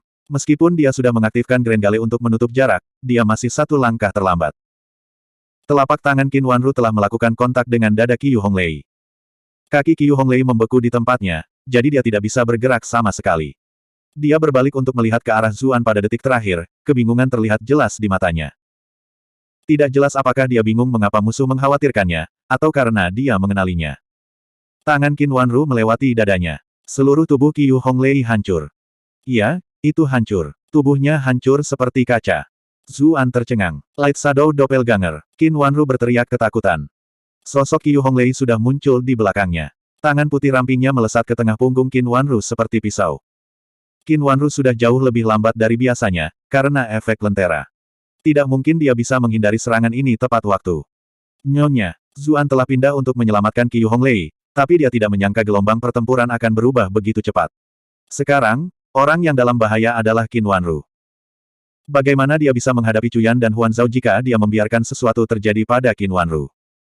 Dia menggunakan Grand Gale untuk mendekat. Tidak ada hal lain yang penting saat ini. Dia meraih Qin Wanru dan mencoba melarikan diri. Namun, gerakannya langsung melambat saat dia melakukan kontak dengan pancaran cahaya kuning samar. Tubuhnya terasa beratnya 10 kali lipat dari biasanya. Cahaya kuning pucat lentera tampak hangat dan nyaman, namun, baru sekarang, ketika dia berada dalam area efeknya, dia menyadari bahwa warna ini sebenarnya bisa terasa sedingin es. Qiu Honglei membeku sesaat saat dia tiba-tiba muncul di hadapannya. Dia jelas ragu-ragu. Pada saat ragu-ragu ini, Zuan kebetulan melihat sumur di dekatnya.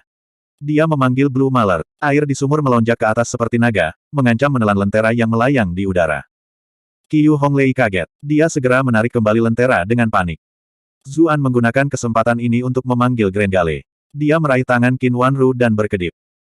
Qiu Honglei memperhatikan dua sosok yang mundur, ekspresi termenung di wajahnya.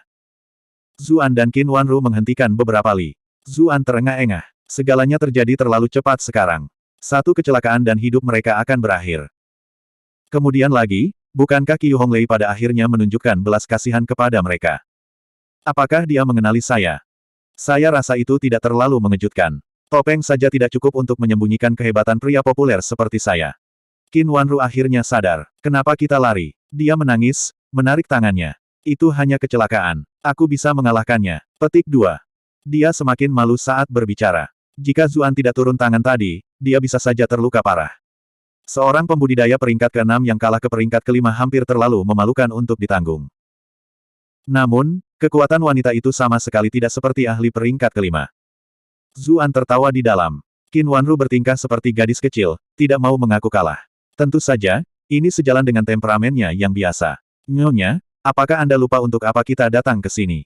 Kami tidak datang untuk berkelahi. Petik 2. Garam mengizinkan. Qin Wanru tampak seolah-olah baru saja bangun dari linglung. Apakah pada akhirnya kita kehilangan izin garam? Dia tidak bisa menahan kekecewaannya ketika dia melihat bahwa dia dengan tangan kosong. Sudah bisa diduga, tentu saja, karena musuh memiliki jumlah yang sangat banyak. Namun, dia baru saja menyelamatkan nyawanya, jadi dia tidak bisa memaksa dirinya untuk mengkritiknya. Jangan khawatir, saya mendapat izin garam. Zuan berkata dengan acuh tak acuh. Apa? Qin Wanru sangat gembira. Dia melihat sekeliling dengan cemas. Di mana mereka? Senyumannya tiba-tiba membeku. Hati-hati, seseorang datang dari sana. Kultivasi mereka sangat tinggi. Mereka bisa berada di peringkat ke-7. Mungkin seseorang yang bersekutu dengan pria berpakaian hitam itu. Qin Wanru menganalisis situasi dalam sekejap mata. Keduanya langsung gugup. Bab 360, di ambang terekspos. Zuan melihat sekelompok orang keluar dari gang lain. Yang memimpin adalah seorang pria tua dengan rambut perak. Meskipun demikian, dia penuh dengan kesehatan dan kekuatan, tidak menunjukkan kelemahan. Matanya tampak seolah-olah bisa mengintip melalui jiwa seseorang, dan tatapannya tajam, seperti serigala yang mencari mangsanya.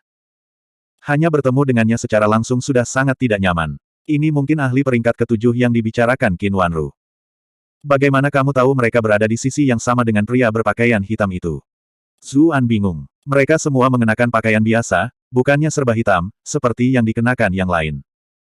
Bagaimana dia bisa tahu bahwa mereka adalah bagian dari kelompok yang sama? Qin Wanru mendekat dan berkata pelan, lihat desain dekoratif di lengan baju mereka. Itu sama dengan yang dikenakan oleh pria berpakaian hitam. Petik 2. Zuan melihat lebih dekat. Benar saja, ada simbol aneh seperti awan di lengan baju mereka.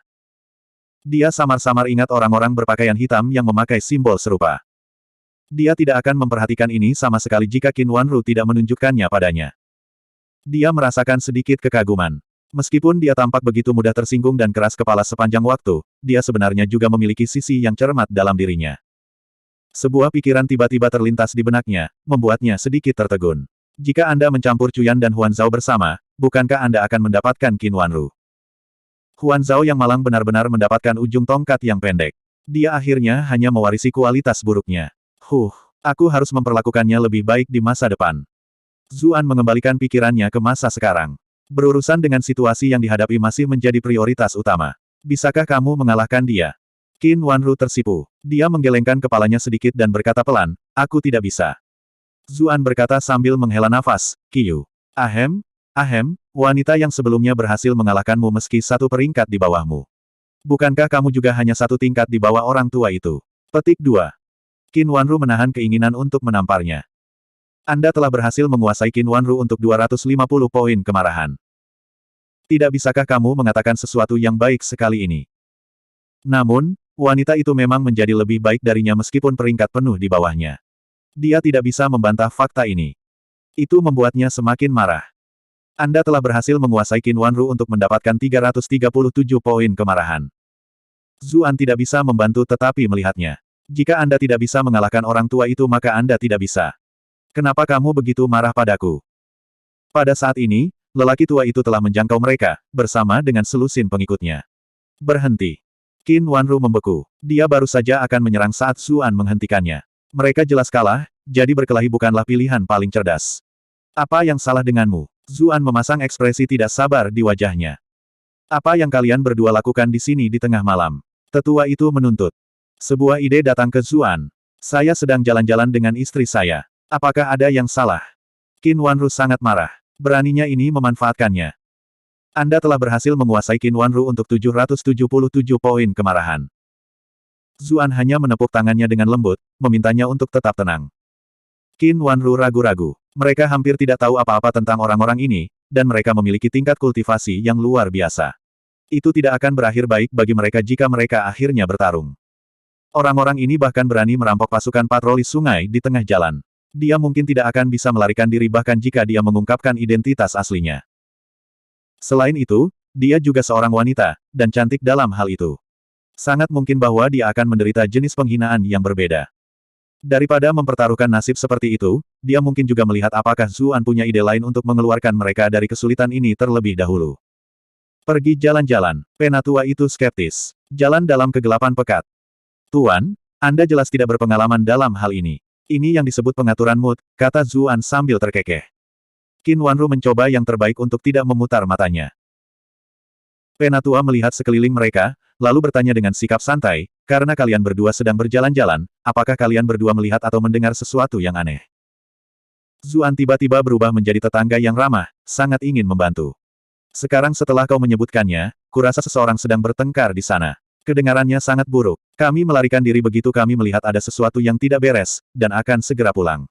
Pak, Anda harus berhati-hati, dan menjauhlah dari daerah itu. Anda mungkin akan bertemu dengan beberapa orang jahat jika Anda pergi ke sana. Petik 2. Qin Wanru terkesan. Meskipun anak ini benar-benar menyebalkan, dia memiliki kemampuan akting yang bagus. Dia benar-benar berperan sebagai anak muda yang antusias. Orang jahat, katamu. Apakah Anda mungkin tahu siapa orang-orang jahat ini? Penatua melepaskan tangannya dari sakunya saat dia mengatakan ini. Kuku panjangnya tampak sangat tajam, seolah bisa dengan mudah menembus daging. Zuan berpura-pura tidak menyadari niat membunuhnya. Saya tidak tahu, jawabnya. Di luar sana gelap gulita. Bagaimana mungkin saya bisa cukup berani untuk memeriksa apa yang sedang terjadi? Kalian semua benar-benar harus pergi secepat mungkin. Ini akan menjadi masalah jika kamu bertemu dengan orang-orang jahat itu. Petik 2. Kalau begitu, aku harus memohon bantuanmu untuk melaporkan ini ke pihak berwenang. Mereka harus bergerak cepat untuk menyelidiki orang-orang jahat ini, kata sesepuh sambil terkekeh. Qin Wanru segera tegang ketika dia merasakan niat membunuhnya. Jika seorang ahli peringkat ke-7 memutuskan untuk menyerang dalam jarak sedekat itu, dia tidak tahu apakah dia bahkan bisa melindungi dirinya sendiri, apalagi melindungi Zuan. Pria tua itu memandangnya dengan curiga, seolah merasakan kegugupannya. Zuan berdiri di depannya dan berkata sambil tertawa malu, "Tuan, perempuan saya ini agak takut pada orang asing. Dia sedikit takut pada kalian semua." Petik 2. Tetua itu tertawa. "Anak muda, istrimu bertubuh bagus. Tapi kalian berdua sama sekali tidak terlihat seperti suami dan istri. Faktanya, kalian tampak sangat asing satu sama lain." Petik 2.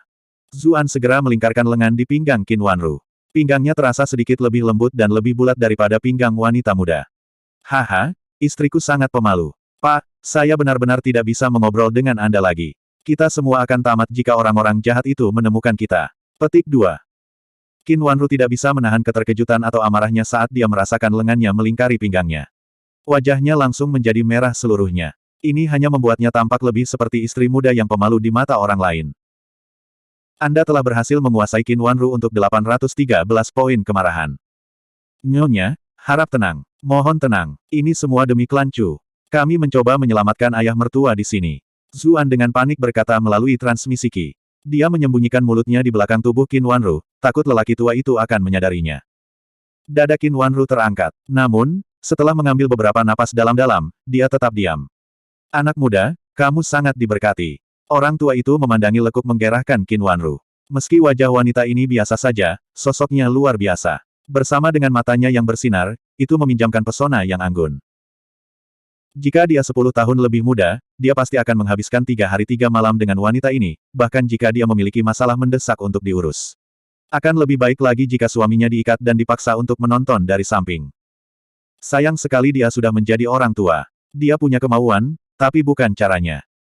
"Haha, terima kasih banyak atas pujiannya, Tuan yang baik. Saya juga berpikir keberuntungan saya cukup bagus," kata Zuan sambil membawa Qin Wanru pergi ke gang samping. Tepat saat mereka akan berbelok, sebuah suara wanita terdengar. Lebih tua. Seluruh tubuh Qin Wanru menjadi kaku. Dia mengenali suara ini. Itu milik wanita yang dia lawan sebelumnya.